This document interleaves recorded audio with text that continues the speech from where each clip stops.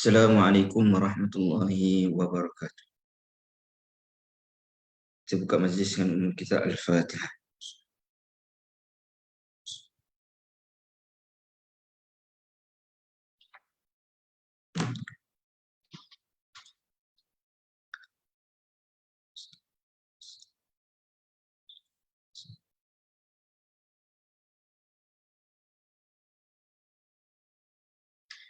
Alhamdulillah Rabbil Alamin. Wassalatu wassalamu ala ashrafil anbiya wal mursalin wa ala alihi wa sahbihi ajma'in. Rabbi shrah li sadri wa yassir li amri wahlul 'uqdatam min lisani yafqahu qawli. Rabbi zidna ilma warzuqna fahma, amma ba'd. Alhamdulillah, kita syukur kepada Allah Subhanahu wa taala pada pagi ini dapat kita bersama untuk kita sambung tadabbur surah As-Saff. Ini siri yang ke-10. Pada awalnya saya ingat hari ini siri yang terakhir. Tapi bila kita tengok ada beberapa banyak perbincangan, mungkin kita akan adakan lagi siri akhir ini pada minggu hadapan, insya-Allah. Baik, pada pertemuan yang lalu kita telah membincangkan berkaitan dengan satu offer daripada Allah Subhanahu wa taala, bila mana Allah Subhanahu wa taala menyebutkan pada ayat yang ke-10, ya ayyuhalladzina amanu hal adullukum ala tijaratin tunjikum min azabin alim. Allah Subhanahu wa taala memberikan satu offer dan menyatakan grand rewardnya adalah tunjikum min azabin alim. Ini kamu berjaya dihindari daripada azab yang pedih. Dia apa yang perlu dilakukan oleh seorang orang beriman itu? Tu'minuna billah. Hendaklah kamu beriman kepada Allah Subhanahu wa taala dan juga rasulnya, wa tujahiduna fi sabilillah, dan berjihad fi sabilillah bi amwalikum wa anfusikum, dengan harta dan juga diri kamu. Dzalikum khairul lakum in kuntum ta'lamun. Dan jual beli itu adalah lebih baik bagi kamu jika kamu mengetahui. Jadi kita sebutkan lebih baik kerana apa? Kerana modal Allah bagi, maknanya kos operasi pun Allah Subhanahu wa taala tanggung. Kos operasi ni apa? Keimanan dan juga jihad fi sabilillah. Dan untung pun maknanya Allah Subhanahu wa taala yang berikan. Maka perniagaan ini adalah perniagaan yang disebutkan dalam Quran tijaratun lan tabur. Ini satu perniagaan yang mustahil rugi. Baik. Jadi kemudiannya Allah Subhanahu wa taala menyebutkan pada ayat yang ke-12 berkaitan dengan reward ataupun hadiah-hadiah sampingan selain daripada hadiah yang besar. Allah Subhanahu wa taala berfirman, A'udzubillahi minasyaitonirrajim, yaghfir lakum dzunubakum wa yudkhilkum jannatin tajri min tahtihal anhar wa masakin tayyibatan fi jannati 'adn dzalikal fawzul 'azim. Baik. Maksudnya dengan itu Allah Subhanahu wa taala, maknanya dengan kamu menyahut perniagaan dengan Allah Subhanahu wa taala itu dengan beriman dan juga berjihad fi sabilillah, maka Allah Subhanahu wa taala akan mengampunkan dosa-dosa kamu dan memasukkan kamu ke dalam syurga ataupun taman-taman yang mengalir di bawahnya beberapa sungai, serta ditempatkan kamu di tempat tinggal yang baik di dalam syurga adil. Jadi itulah kemenangan yang besar. Baik.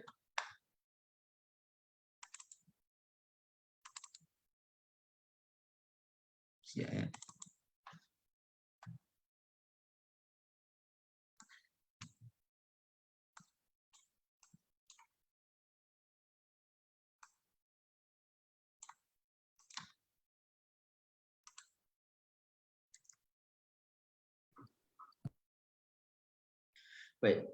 Yang pertama sekali saya nak sebutkan tentang bila kita sebutkan pengampunan Allah Subhanahu Wa Taala. Allah sebut yaghfir lakum. Ini pengampunan Allah Subhanahu Wa Taala. Pengampunan Allah Subhanahu Wa Taala ni biasa kita dengar dengan dua kalimah lah sekurang-kurangnya. Dan ini ghafur ataupun ghafara dengan afwa. Ghafara dan juga afwa. Jadi kenapa saya datangkan? Kerana kita nak melihat apa beza di antara sifat Allah Subhanahu Wa Taala ghafur dan juga kadang-kadang kita doa Allahumma innaka afuwun karim tuhibbul afwa fa'fu anna. Jadi apa beza kedua-duanya? Jadi ada pandangan yang mengatakan afwa itu dia lebih ablag, yakni dia lebih luas berbanding ghafara. Dan saya dulu pun maknanya berpegang dengan pandangan tersebut. Sebab ghafara ini membawa makna ghita ataupun tersembunyi, yang tertutup. Sedangkan afwa ini maknanya al-mahwu, yakni yang memadamkan.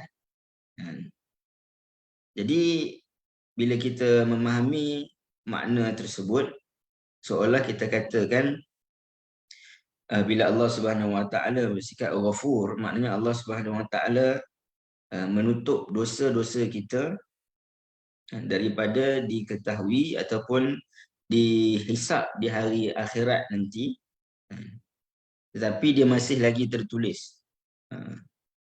Diibaratkan kalau seorang yang melakukan jenayah lah kan, bila mana dilakukan jenayah dia kena masuk penjara. Tapi bila dia masuk penjara tu, bila dia keluar daripada penjara, kesalahan yang telah dilakukan dia tu ada, tetap ada, walaupun maknanya setelah dia keluar tu dia dah habis tempoh maknanya setelah dimasuk ke dalam penjara tu dia dah habis tempoh dia kena dipenjarakan kan. Itu disebut sebagai ghafur. Tapi kalau afu ni maknanya sebelum dia keluar daripada penjara tadi, bukan sekadar maknanya dia telah habis tempoh berada di dalam penjara, tapi dalam masa yang sama kesalahan-kesalahan yang dia lakukan sebelum ini maknanya tak tercatat ataupun tak direkodkan sebagai rekod jenayah. Maknanya dia keluar daripada penjara tu terus bersih semua, macam dia tak pernah masuk lah.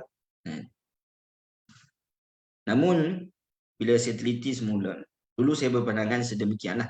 Ini afwa itu lebih luas ataupun lebih besar cakupannya berbanding ghafur.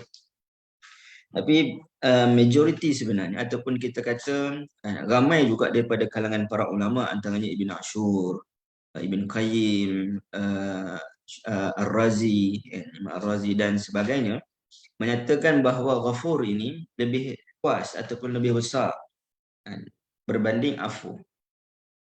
Kenapa? Kerana kita tengok para nabi datang dalam Al-Quran, semuanya maknanya minta kaum-kaumnya untuk istighfar, memperbanyakkan istighfar, memohon keampunan daripada Allah Subhanahu Wa Taala.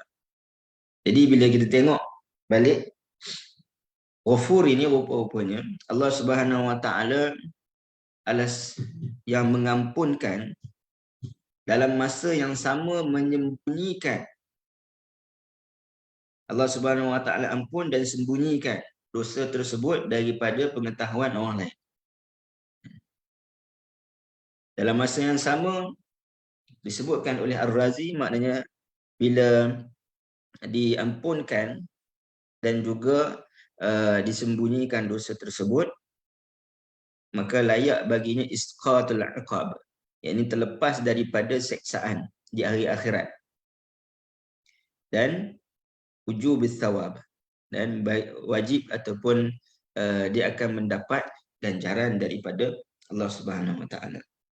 Sebab itu ghafur, perkataan ghafur ataupun yaghfir, ghafara ni, perkataan ghafara ini tidak digunakan kepada perbuatan selain daripada perbuatan Allah Subhanahu wa taala. Kita tak kata ghafara Muhammad Ahmad. Ahmad Muhammad mengampunkan Ahmad sebagai contoh. Tak ada, kita tak sebutkan. Kerana ghafara itu lebih luas konteksnya dan besar. Maka manakala afwa ini Allah Subhanahu wa taala mengampunkan, namun tak semestinya perkara itu tersembunyi. Ini mungkin ada orang mengetahui, mungkin isteri kita, mungkin anak-anak kita, bahkan mungkin orang luar daripada ahli keluarga kita. Tetapi dalam masa yang sama Allah Subhanahu wa taala telah mengampunkannya dengan afwa. Dan disebutkan afwa ini dia terlepas daripada penghinaan di hari akhirat. Adakah afwa ini terlepas daripada siksaan?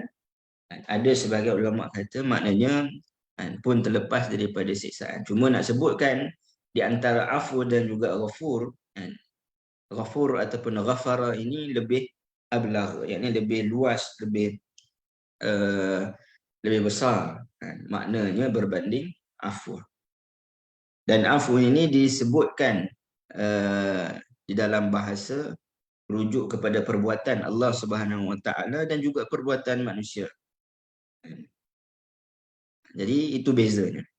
Jadi bila kita faham sedemikian, bila Allah Subhanahu wa taala sebut yaghfir lakum dzunubakum, jadi menunjukkan pengampunan daripada Allah Subhanahu wa taala itu bukan sekadar Allah ampunkan dosa.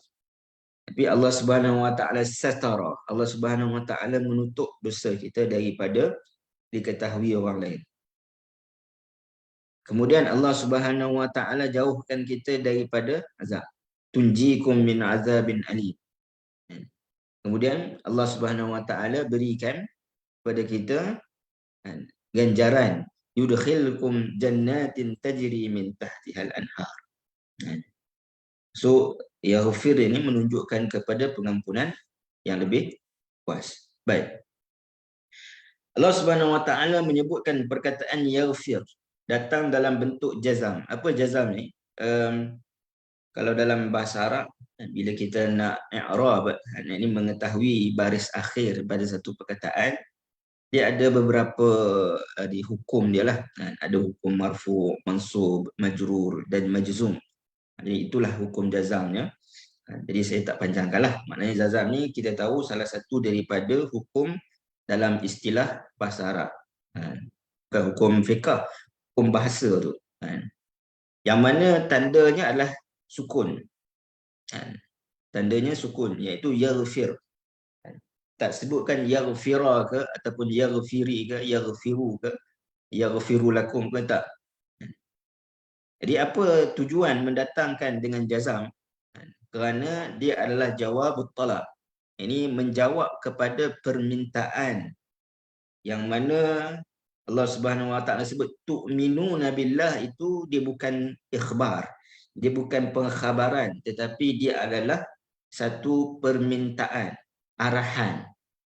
Allah Subhanahu wa taala sebut, kamu nak berjaya dalam berniaga dengan aku, maka arahannya tu'minuna billah. Jadi bila mana arahan itu penuhi, tu'minuna billah wa tujahidu fi sabilillah, maka Allah Subhanahu wa taala sebut yaghfir lakum. Ini menjawab kepada ataupun membalas balik kepada perlakuan itu dengan menyebutkan Allah Subhanahu wa taala mengampunkan kamu. Itu maksud dia. Disebut sebagai jawab talab ataupun jawab syarat. Ini syarat daripada mendapat keampunan adalah tu'minuna billah wa tujahiduna fi sabilillah. Baik. Dan Allah Subhanahu wa taala sebut yaghfir lakum.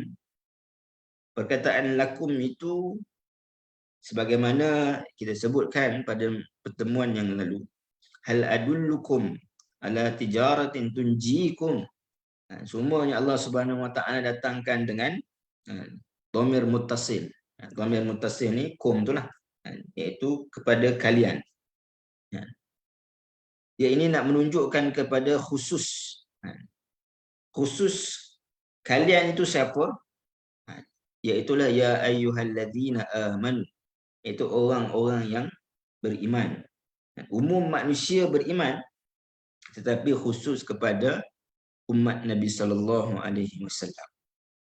Jadi saya akan tunjukkan di dalam Al-Quran, bila Allah Subhanahu wa taala sebut yaghfir lakum dzunubakum, tanpa ada min, sebab ada perkataan ataupun ada ayat yang mana Allah Subhanahu wa taala sebutkan min dzunubikum.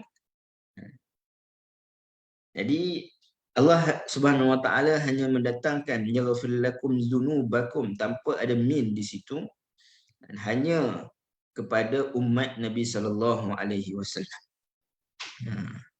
Ini khusus kepada umat Nabi sallallahu alaihi wasallam sebagai bentuk kemuliaan. Dzunubakum, Allah Subhanahu wa taala sebut dzunubakum, yakni semua jenis dosa tidak terkecuali. Yang mana pada ayat ini tidak didatangkan dengan min yang bermaksud sebahagian ataupun tab'id. Kerana nak sebutkan besarnya pahala beriman dan juga berterusan beriman dan juga jihad di jalan Allah Subhanahu wa taala. Ya Allah tak kata yaghfir lakum min dzunubikum. Kenapa? Kan iman dan juga jihad ni pahalanya besar. Maka Allah Subhanahu wa taala mengampunkan dosa seseorang itu keseluruhannya. Adapun ada sebahagian ayat yang mana didatangkan dengan min, kerana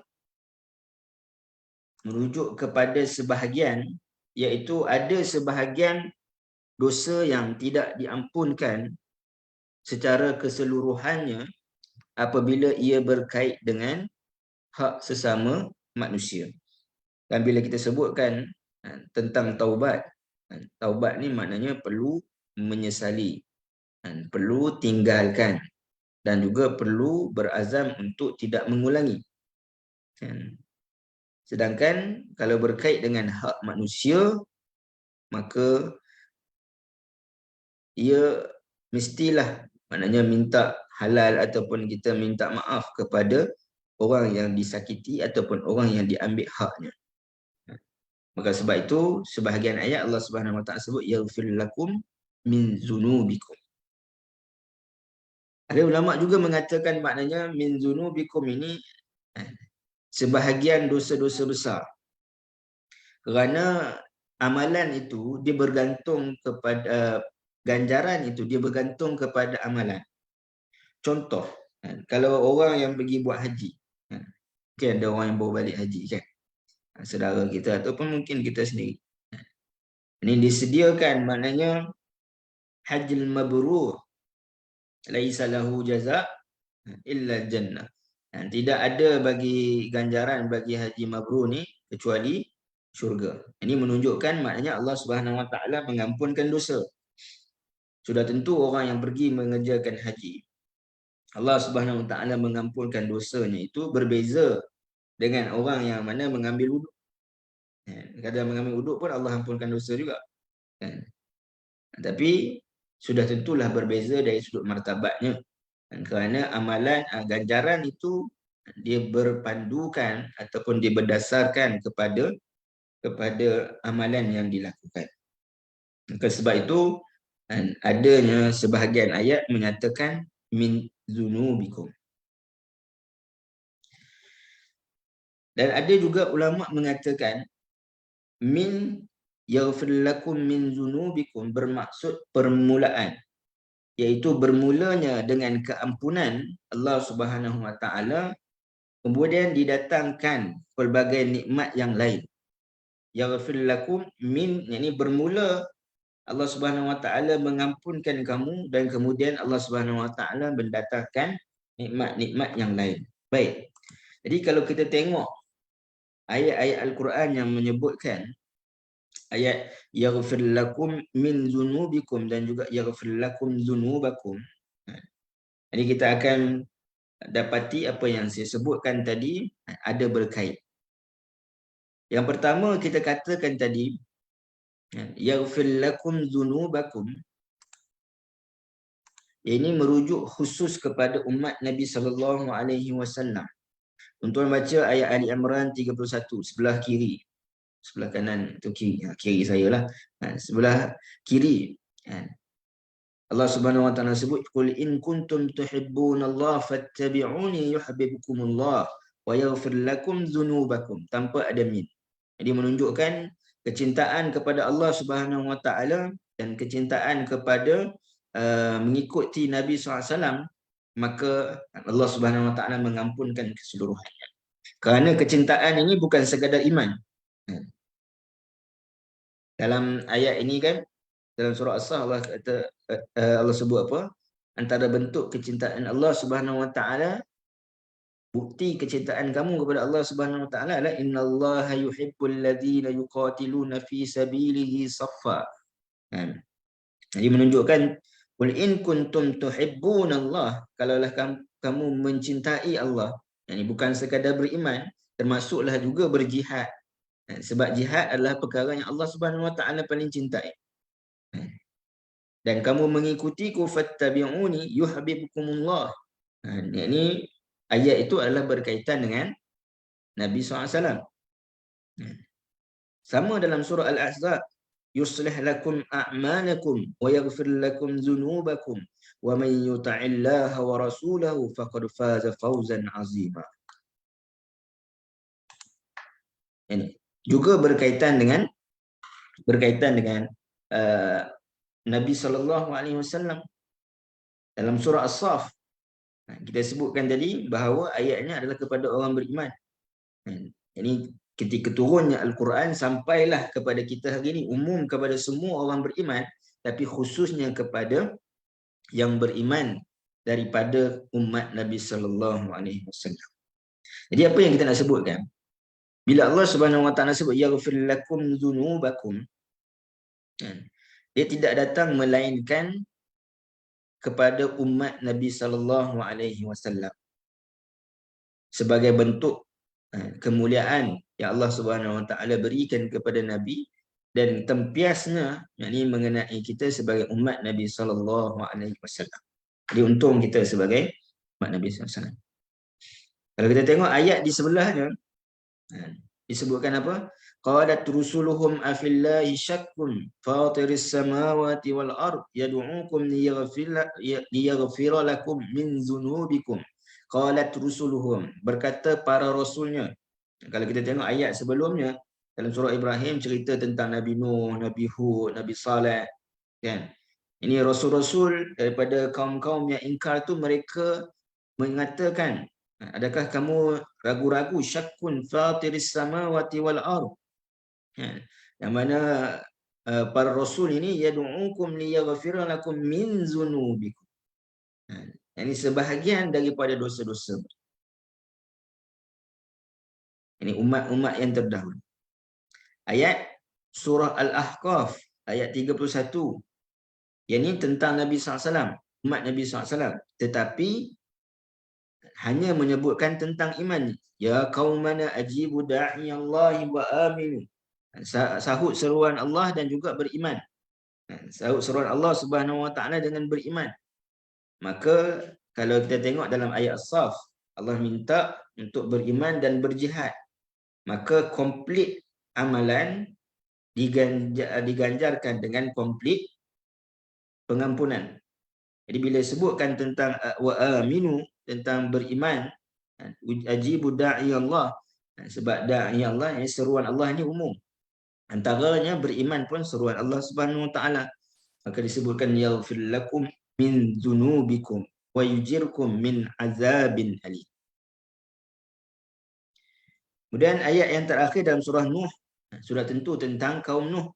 Yaghfir lakum min dzunubikum wa yuakhirkum ila ajalin musamma. Jadi kalau kita tengok tadi, bila disebutkan yaghfir lakum dzunubakum, ini menunjukkan ia khusus kepada umat Nabi SAW, ataupun yang sesuai dengan amalannya. ganjaran yang sesuai dengan amalan, sebagaimana yang kita sebutkan pada ayat yang ketiga di sini. Dan juga kita sebutkan tadi,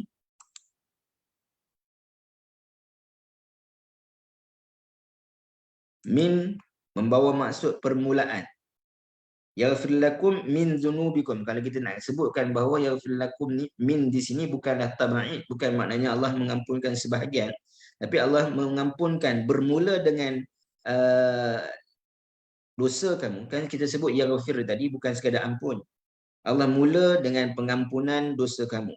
Wa yuakhirkum ila ajalin musamma. Kemudian Allah Subhanahu wa taala memberikan dari sudut nikmat, iaitu memanjangkan usia kamu dalam kebaikan.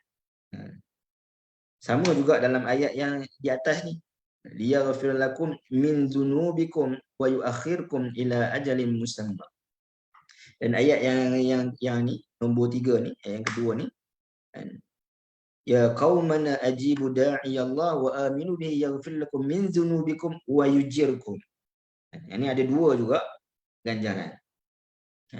Jadi kesimpulannya kita nak sebutkan, bila Allah Subhanahu Wa Taala tidak menyebutkan min, ia hanya pada umat Nabi SAW. Bila mana Allah Subhanahu Wa Taala menyebutkan min, menunjukkan yang pertama kepada tab'id, kepada sebahagian. Maknanya sebahagian dosa diampunkan, sebahagian dosa tak diampunkan. Yang ini tak diampunkan itu berkaitan dengan hak manusia ataupun berkaitan dengan dosa-dosa besar yang tertentu. Dan ada juga yang mengatakan min di sini bukan bermaksud tab'id, tapi maknanya dia ibtida'ul ghayah, dia permulaan kepada sesuatu perkara nikmat yang lain. Sebagaimana yang kita sebutkan tadi, selepas daripada pengampunan min dzunubikum disebutkan wa yuakhirkum ila ajalin musamma, ataupun disebutkan wa yujirkum min azabin. Permulaannya adalah pengampunan dan datang kemudiannya nikmat seterusnya. So dalam Quran, perkataan min ini pun maknanya digunakan dalam banyak maksud ataupun banyak penggunaannya. Baik. Yaghfir lakum dzunubakum. Jadi menunjukkan kepada kemuliaan, kepada pengkhususan. Semua jenis dosa Allah Subhanahu Wa Taala ampunkan. Baik. Wa yudkhilkum jannatin tajri min tahtihal anhar. Sekali lagi di sini, maknanya perbincangannya adalah tentang min. Baik. Bila Allah Subhanahu Wa Taala sebut wa yudkhilkum jannatin, ini dalam Quran, syurga didatangkan dengan bentuk jamak ataupun banyak dan juga mufrad, tunggal. Tetapi neraka, nar, hanya didatangkan dengan bentuk tunggal. Tak ada jamaknya, niran tak ada. Tapi kalau sifat kepada neraka macam sa'ir, dijamak dengan su'ur, ada. Tapi nar itu sendiri tidak didatangkan dalam bentuk jamak. Dan kenapa dalam ayat ini disebutkan dengan jannat? Kenapa tak disebut wa yudkhilkum jannatin? Jannatin disebutkan dengan jannatin, itu dalam bentuk banyak. Yang ini nak menunjukkan kepada orang yang beriman dan berjihad itu pun dia mempunyai pelbagai darajat dan juga tingkatan. Sudah tentu tak sama orang yang berjihad lawan hawa nafsunya, bangun awal pagi, pukul 3 pagi sebagai contoh, dengan orang yang mana bangun awal juga, azan pukul 6, maknanya bangun 5.30. Ataupun yang bangun subuh pukul 6. Ini mujahadah itu, jihad itu, dia tak sama pada setiap tingkatan tersebut. Sebagaimana dalam hadis Bukhari menyebutkan, inna fil jannati mi'ata darajah a'addaha Allahu lil mujahidina fi sabilillah. Ini di dalam syurga itu ada tingkatan, ada 100 tingkatan. Di syurga ni digambarkan dengan pelbagai. Ada yang kata syurga ni ada 7 tingkat. Setiap satu tingkat itu dia ada tingkatan-tingkatan dia yang tertentu. Yang ini melalui 8 pintu. Ala kulihan nak sebutkan darajat-darajat yang ini di dalam syurga itu pelbagai. Dan khususnya bagi orang yang berjihad di jalan Allah Subhanahu Wa Taala pun maknanya ada 100 tingkatan. Sebagaimana hadis riwayat Bukhari. Maka disebutkan wa yudkhilkum jannat. Memang orang yang beriman dan berjihad itu akan mendapat tingkatan di dalam syurga. Tetapi bila Allah Subhanahu Wa Taala sebutkan jannat, sudah tentu tak sama orang yang berjihad sikit dengan orang yang berjihad lama. Orang yang berjihad panjang waktunya dengan orang yang berjihad sikit. Jadi dari sudut pula dinilai pada keikhlasan, sudah tentu tak sama di antara darajat orang-orang yang berjihad tu. Baik. Kemudian kalau kita tengok dalam surah At-Taubah. Jadi kalau tuan-tuan dan puan-puan perasan, bila dalam kita membincangkan surah As-Saff ini, memang akan banyak perbandingannya dengan surah At-Taubah. Jadi saya kira mungkin kalau kita tak faham surah At-Taubah pun, panjang ayatnya, bila kita faham surah As-Saff ini dengan baik, maknanya dia mungkin boleh jadi ringkasan daripada kefahaman surah At-Taubah. Dan surah At-Taubah sendiri berkaitan dengan jihad. Taubat dari sudut apa? Kenapa dinamakan taubah? Taubat dari sudut antaranya tidak meletakkan jihad itu sebagai perkara yang paling tinggi. Kan dalam surah At-Taubah ada kisah dalam perang Tabuk kan? Ada sahabat yang mana tinggal, yang tidak pergi serta dalam perang Tabuk. Baik. Jadi ayat ke-110 Allah Subhanahu Wa Taala sebut satu-satunya dalam Quran Allah sebutkan perkataan jannatin tajri tanpa ada min tahtiha. Ini jannatin tajri tahtahal anhar. Tak disebutkan min, perkataan min. Sekali sahaja dalam Quran disebutkan tanpa min untuk menunjukkan kedudukan yang tinggi. Kenapa saya kata menunjukkan kedudukan yang tinggi? Baik, bila kita katakan min tahtihal anhar, dengan adanya min tahtihal anhar, dengan adanya min pada ayat itu, dia sama ada nak menunjukkan litaukid, iaitu sebagai penegasan. Kalau tadi litab'id dan juga li ibtida, ibtida lil ghayah. Kalau tadilah yaghfir lakum min zunubikum.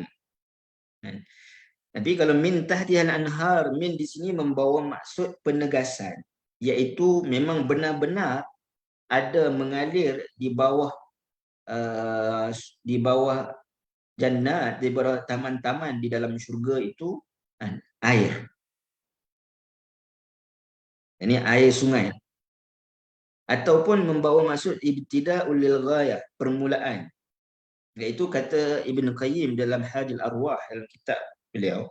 Ini maknanya adalah di dalam syurga nanti ada taman-taman yang mana di bawah pokok-pokok itu adalah sungai. Bawah pokok. Pokok ni hidup tumbuh dalam sungai.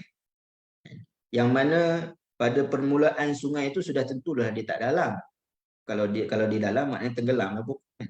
Jadi nak sebutkan permulaannya itu bermula dengan permulaan sungai itu, dia bermula di bawah pokok dan kemudiannya dia sungai semakin dalam. Jadi disebutkan min di situ sebagai min penegasan ataupun permulaan. Jadi kalau manusia yang mana masuk ke dalam syurga, bila dia melaluinya itu, sungai itu berada sama ada di bawah tapak kaki dia ataupun dia melalui sungai itu. Kalau kita pergi pantai kan kita lalu tepi-tepi sungai itu kan, pantai itu, air pantai itu kena kaki kita, ini kita jalan pijak dia. Dia kurang macam itulah. Kita lalu di sungai tersebut.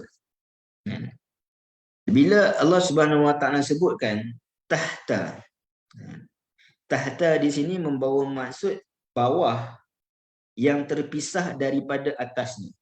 Contoh, bila kita kata slipper, kasut ataupun kasut. Kita pakai kasut dekat kaki kita, disebabkan kaki kita attach dengan kasut ataupun slipper tersebut, kita tak kata kasut itu berada di bawah dengan makna tahta, kaki. tetapi disebut dengan perkataan asfala. Ini menunjukkan kepada bawah yang attached, yang maknanya yang tidak terpisah, muttasil, yang bersambung. Tapi bila disebutkan tahta, ini menunjukkan bahawa yang berada di atas dia tidak bersambung dengan apa yang berada di bawah. Jadi bila Allah Subhanahu wa taala sebut jannatin tajri tahtahal anhar tanpa ada min, menunjukkan ia ini di antara kedudukan mereka itu dengan sungai yang mengalir itu jauh ke bawah. Apa yang kita faham menunjukkan pada ayat surah At-Taubah itu Allah Subhanahu wa taala sedang menyebutkan tentang ketinggian makam, ketinggian kedudukan mereka-mereka yang disebut sebagai as-sabiqunal awwalun, daripada golongan muhajirin, ansar dan juga orang yang mengikut mereka, walladzina nattaba'uhum bi ihsanin radhiyallahu anhum wa radu an.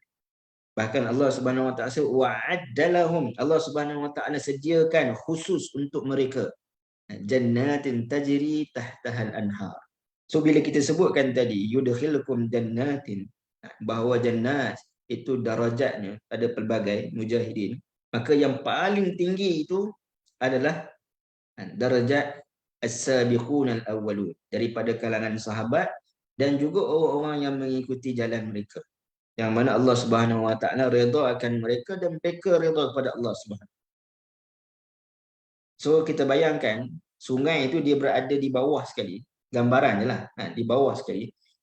So makin bawah maknanya yang bawah sekali dia akan berada di permulaan sungai. Sebab tu disebutkan min tahtihal anhar, sebelum mana sungai yang lebih luas ataupun yang lebih dalam.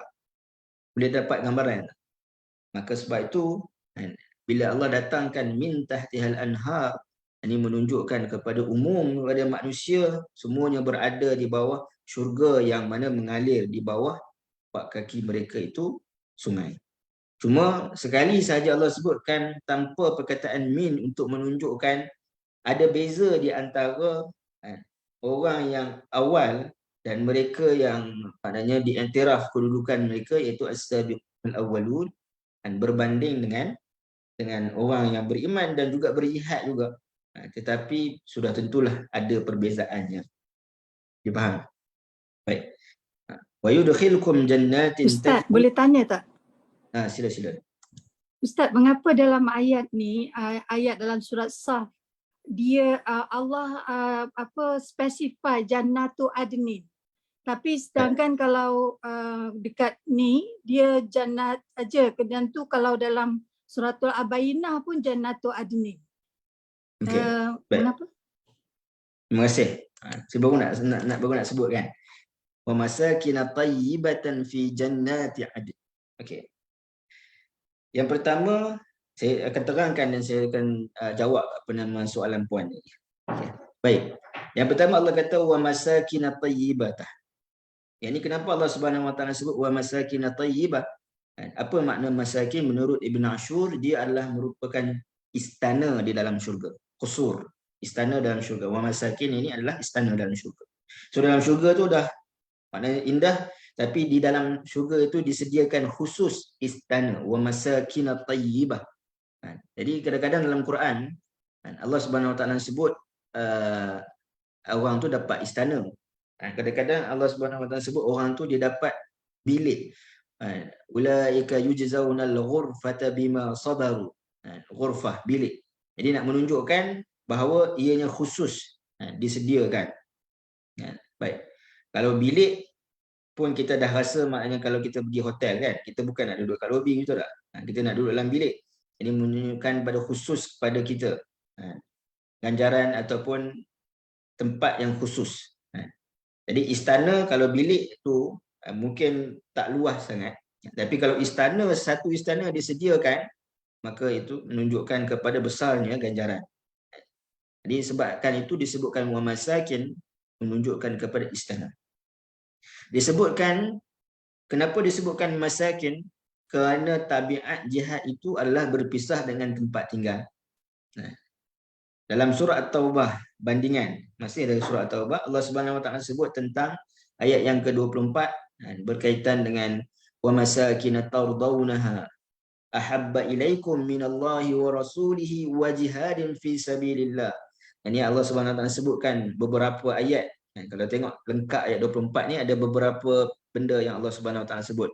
Kalaulah anak pinak, kalaulah perniagaan yang kamu takut rugi, dan juga tempat tinggal yang mana yang kamu tardaunaha, kamu rasa nak duduk selesa di dalamnya, lebih kamu cintai daripada Allah Subhanahu wa taala dan Rasul, dan juga jihad fi sabilillah, fatarabbasu, Allah kata tunggulah sampai datangnya ketentuan Allah Subhanahu wa taala. Jadi nak sebutkan apa? Jihad itu memang dia sesuatu yang berpisah dengan tempat tinggal ataupun tempat dia punya realitinya.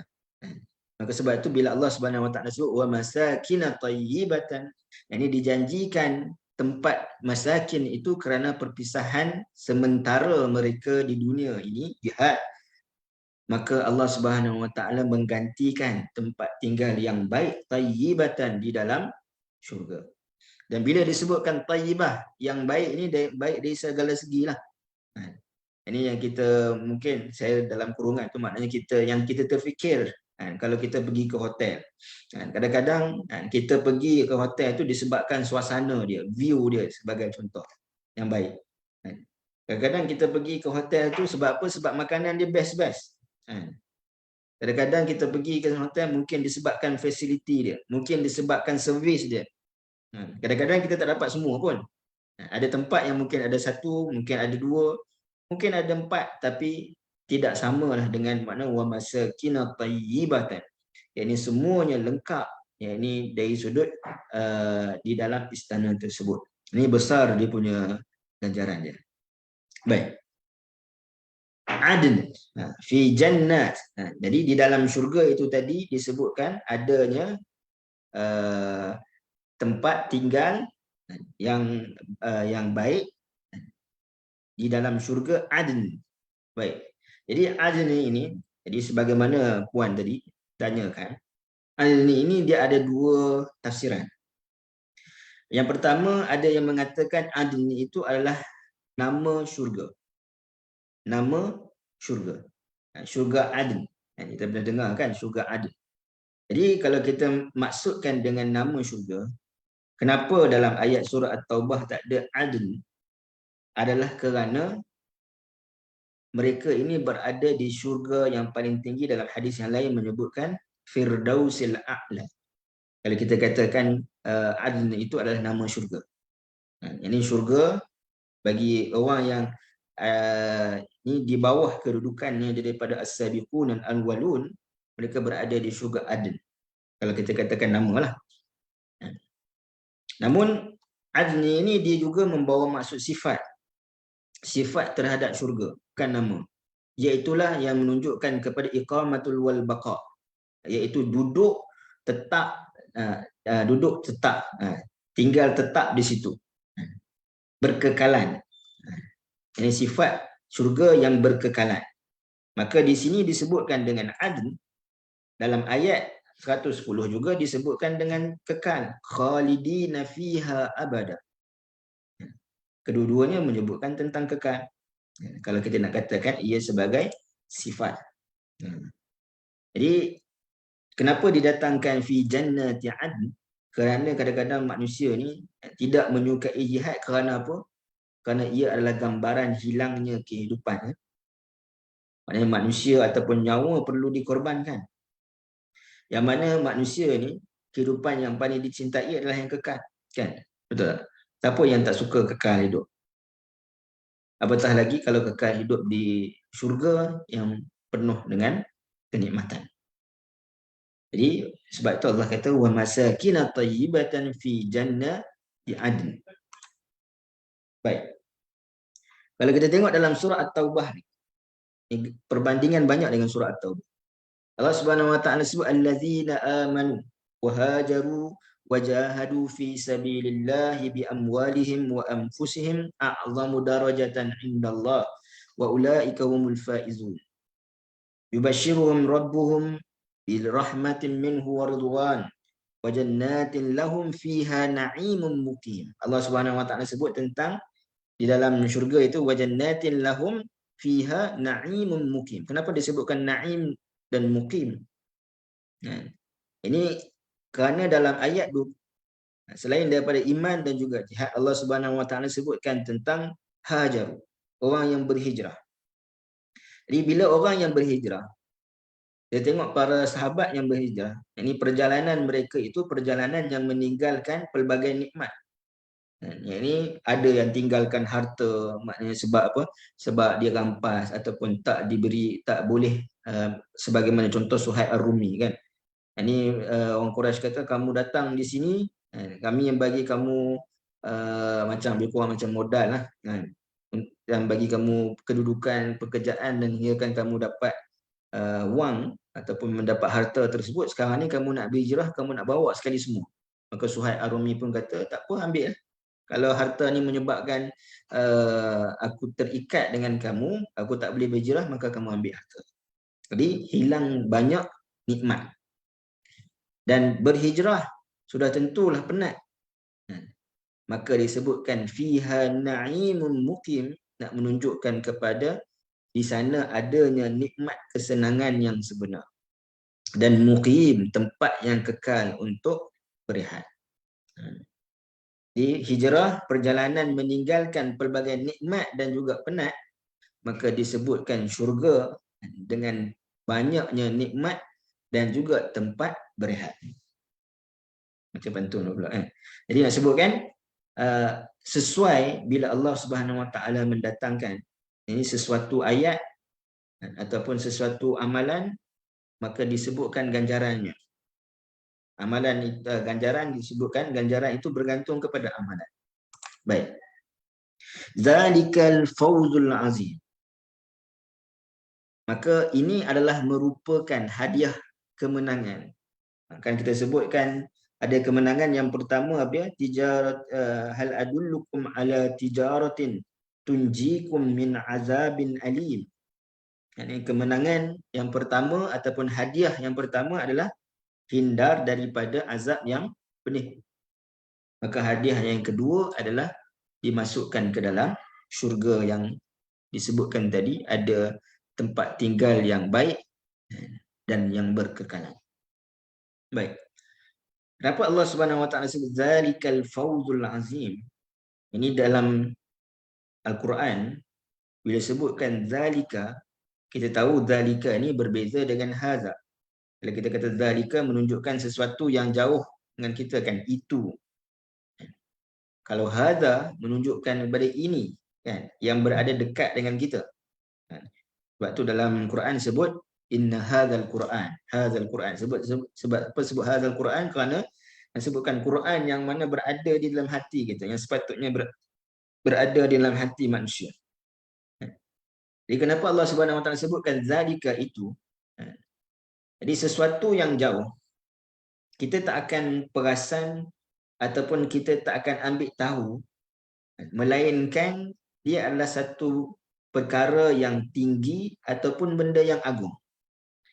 Dalam bahasa mudah kita katakan contoh Kuala Lumpur.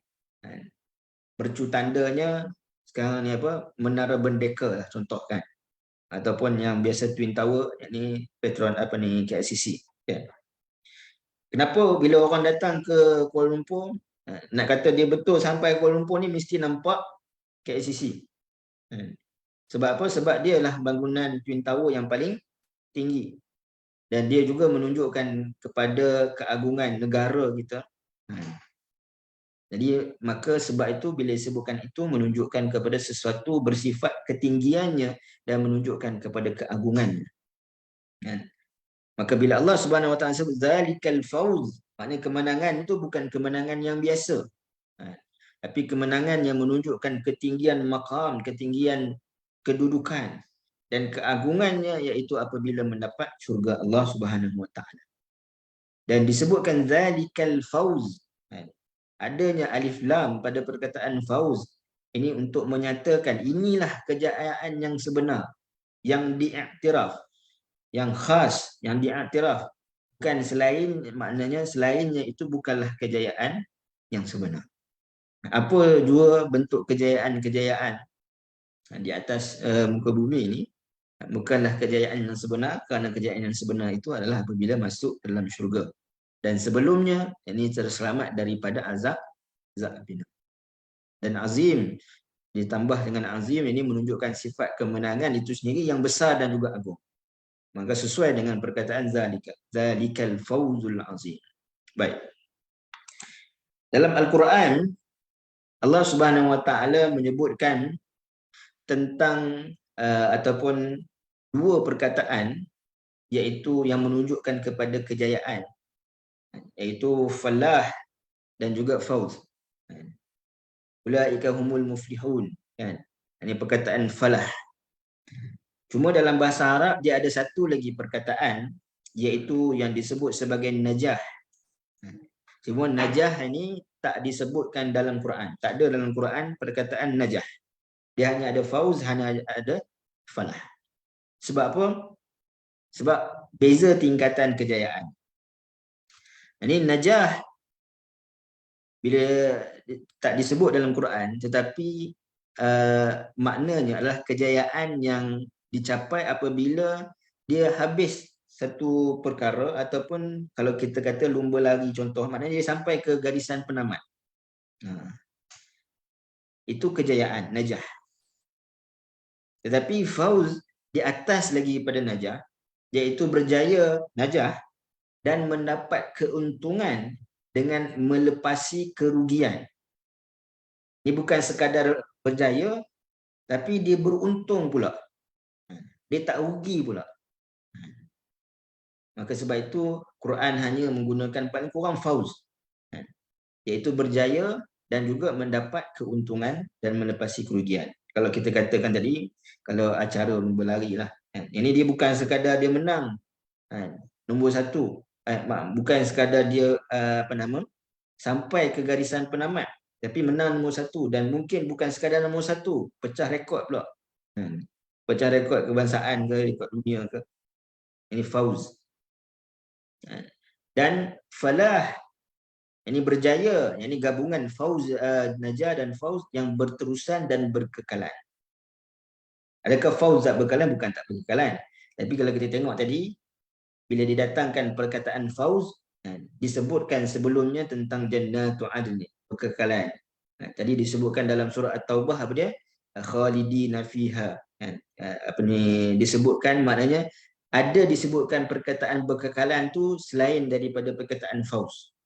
Tapi bila Allah Subhanahu Wa Taala sebut falah, maknanya terus memaksudkan kepada kejayaan itu, kejayaan yang berterusan dan juga berkekalan. Itu beza dia. Jadi falah ni maknanya tingkatan yang tinggi lah, keberjayaan yang tinggi. Baik. Dalam surah At-Taubah, Allah Subhanahu Wa Taala menyebutkan wa dzalika huwal fawzul azim. Masih lagi comparison dengan surah At-Taubah. Jadi persoalannya, kenapa dalam ayat surah As-Saff ini Allah Subhanahu Wa Taala mengakhiri dengan zalikal fawzul azim, sedangkan di dalam surah At-Taubah ayat 111 Allah Subhanahu Wa Taala mengakhiri dzalika huwal fawzul azim. Adanya huwa itu untuk merujuk kepada takkid, penegasan. Apa beza yang ada pada ayat 111 dengan ayat 12 ni? Yang pertama, Allah Subhanahu Wa Taala sebut di dalam surah As-Saff dalam bentuk arahan, suruhan, tu'minuna billahi wa rasulih. Kamu berimanlah, soalan Allah Subhanahu Wa Taala, berimanlah kepada Allah Subhanahu Wa Taala dan Rasulnya.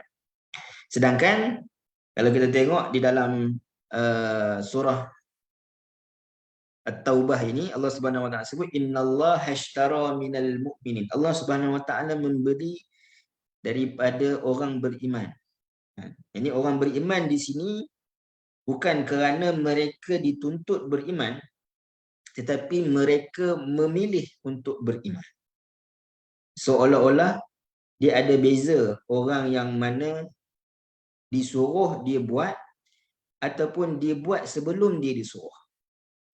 Maka sudah tentu orang yang buat sebelum disuruh mempunyai kedudukan yang lebih tinggi. Pada ayat surah As-Saff, Allah Subhanahu wa taala sebut wa qala fi ayat As-Saff wa tujahiduna fi sabilillahi bi amwalikum wa anfusikum. Yang ini dia berjihad dengan harta dan juga jiwanya. Kita dah sebutkan minggu lepas, perbandingan juga dengan ayat surah As-Saff ni, iaitu kenapa dalam surah dalam surah At-Taubah Allah mendahulukan jiwa kemudian harta. Innallaha ashtara minal mu'minina anfusahum wa amwalahum. Jadi dalam surah At-Taubah, bila Allah Subhanahu wa taala sebut innallaha ashtara, bila Allah membeli daripada kalangan orang mukmin tu jiwa mereka ataupun diri mereka. Bila Allah dahulukan diri mereka, maka menunjukkan kepada tak ada apa yang tinggal. Semuanya adalah untuk Allah Subhanahu wa taala. Kalau wa tujahiduna fi sabilillahi bi amwalikum wa anfusikum. Yang ini kita ni berjihad di jalan Allah Subhanahu wa taala dengan harta dan juga nyawa ataupun dengan diri kita. Ini boleh jadi kita tak serahkan harta kita sepenuhnya. Ataupun boleh jadi kita tak menyerahkan jiwa kita sepenuhnya. Tapi kita masih lagi dalam keadaan tujahidun. Ini maknanya berusaha. Sentiasa berusaha. Tapi bila dalam surah At-Taubah Allah kata innallaha ashtara, Allah beli terus. Dan didahulukan diri itu maknanya kerana apa, itu yang paling besar yang ada pada seorang manusia, harta pada seorang manusia adalah jiwa kita ataupun diri kita itu sendiri. Dan kerana kalau ada harta pun, kalau diri manusia tu tak ada, tak bermanfaat harta tu. Maka ayat dalam surah At-Taubah ini menunjukkan kepada sesuatu yang Allah Subhanahu wa taala beli, maknanya itu adalah satu yang lebih besar, lebih agung. Di surah At-Taubah ni banyak menceritakan tadi tentang kedudukan mereka yang tinggi martabat daripada kalangan sahabat. Kemudian di dalam surah As-Saff Allah Subhanahu wa taala sebut tentang yujahiduna fi sabilillah, kan? Allah Subhanahu wa taala sebut apa?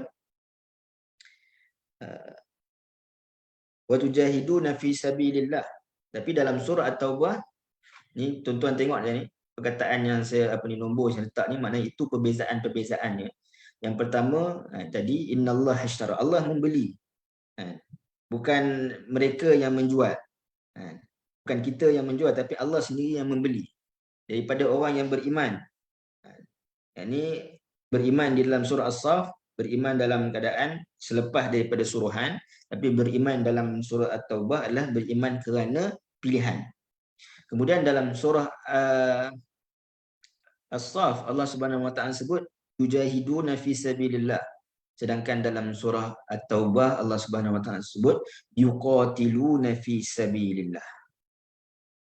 Jadi jihad lebih umum daripada qital, daripada peperangan. Maka di sini disebutkan yuqatilun, menunjukkan kepada yang lebih spesifik. Kalau jihad tadi kita sebut jihad an-nafsu dan semua jihad termasuk dalam yujahiduna fi sabilillah. Tapi qatilun dia spesifik kepada peperangan. Yang mana peperangan ini satu benda yang besar, bukan satu benda yang mudah. Dan ia juga bertepatan, yuqatilun bertepatan dengan jual beli jiwa mereka, anfusihim. Jiwa itu terlebih, diri itu terlebih dahulu. Maka disebutkan juga pada surah At-Taubah yang tak ada dalam surah As-Saff, fayaqtuluna wa yuqtalun, iaitu mereka mereka ada yang membunuh dan ada yang terbunuh. Mujahadatun nafs ataupun bi amwal dan anfus ni tak semestinya terbunuh dan tak semestinya juga membunuh.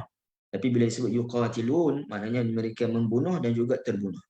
Maka nak sebutkan kesimpulannya, pengorbanan di dalam surah At-Taubah itu lebih tinggi kedudukannya berbanding dalam surah As-Saff. Maka sebab itu pengakhiran bagi ayat At-Taubah ini Allah Subhanahu wa taala mendatangkan dzalika wal fawzul azim. disebabkan tadi elemen ada 4 perkara yang kita sebutkan itu berbezanya dengan ayat surah As-Saff. Sebab itulah Allah Subhanahu Wa Taala menyatakan itulah kemenangan yang besar, wal fawzul azim, dengan adanya taukid. Wallahu taala a'lam. Patutnya kita ada ayat 13 ni, mungkin tak sempat untuk kita bincangkan. InsyaAllah kita bincangkan dengan 14 pada minggu akan datang. Ada soalan? Ayat 14 pun sebenarnya panjang je. Itu sebenarnya dia mudah-mudahan sempat lah insyaAllah.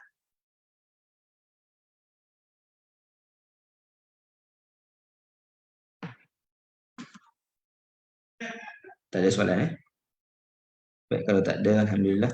Jadi kita aku qauli hadza wa astaghfirullah li wa lakum. Mudah-mudahan kita termasuk dari kalangan orang yang diampunkan dan orang yang diberikan kedudukan yang tinggi di dalam syurga Allah Subhanahu Wa Taala dengan berterusan beriman dan juga jihad dengan kepelbagaian jenis jihadnya. Qauli hadza wa astaghfirullah. Assalamualaikum. Terima kasih Ustaz. Assalamualaikum. Terima kasih Ustaz. Ustaz, barakallahu fikum. Terima kasih Ustaz. Terima kasih Ustaz.